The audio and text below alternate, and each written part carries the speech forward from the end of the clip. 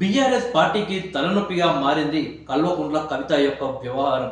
కల్వకుంట్ల కవిత త్వరలోనే కొత్త పార్టీ పెట్టబోతున్నట్లు వార్తలు వస్తున్న నేపథ్యంలో బీఆర్ఎస్ పార్టీకి ఏం చేయాలో అర్థం కాక అతలాకుతలమైతే అయిపోతుందని చెప్పవచ్చు.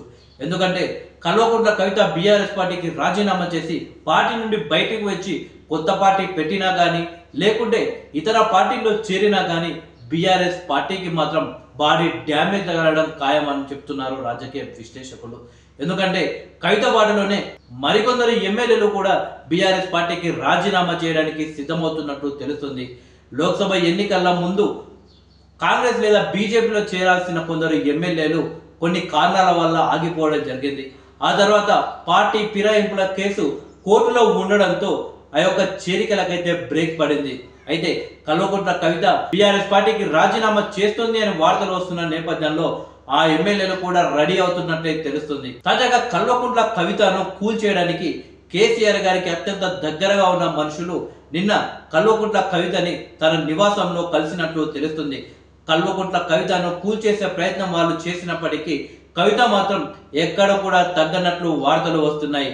అయితే ముఖ్యంగా తను తన తండ్రికి రాసిన లేఖ లీక్ చేసిన వీరుడెవరు, ఆ లీకు వీరుణ్ణి పట్టుకోవాలి, ఆ లీకు వీరుణ్ణి పార్టీ నుండి బహిష్కరించాలి అని కల్వకుంట్ల కవిత పట్టుపట్టినట్లు తెలుస్తుంది.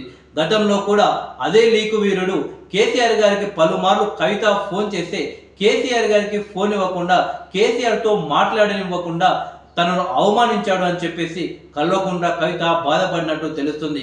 ఇక తాడో పేడో తేల్చుకోవాలి అని కల్వకుంట్ల కవిత ఫిక్స్ అయినట్లయితే తెలుస్తుంది. తన లేఖను లీక్ చేసిన అతన్ని తప్పకుండా పార్టీ నుండి బహిష్కరించాలి, తప్పకుండా అతనికి తగిన శిక్ష వేయాలి అని చెప్పేసి కల్వకుంట్ల కవిత అయితే ధీమా వ్యక్తం చేసినట్లయితే తెలుస్తుంది. అయితే ఇంతకీ కవిత లెటర్ ని లీక్ చేసింది ఎవరనేది ఇప్పుడు తెలియాల్సి ఉంది. కేసీఆర్ గారి కుటుంబ సభ్యుడైనా లేకపోతే ఇతర వ్యక్తి అనేది తెలియాల్సి ఉంది. ఏది ఏమైనా కానీ కవిత తన లేఖ లీక్ కావడంపై చాలా సీరియస్ గా ఉన్నట్టయితే తెలుస్తుంది. తన లెటర్ ని ఎవరు లీక్ చేశారో కూడా కవితకు తెలుసు.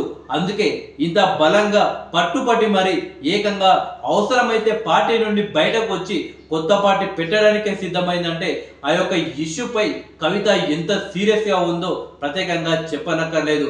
ఆ వ్యక్తిని శిక్షిస్తే తప్పితే కవిత మాత్రం కూల్ అయ్యే ప్రసక్తే లేదు. చూడాలి మరి కేసీఆర్ గారు తన కుటుంబ సభ్యుడైన కేసీఆర్ గారు ఏ రకంగా యాక్షన్ తీసుకుంటాడో చూడాలి.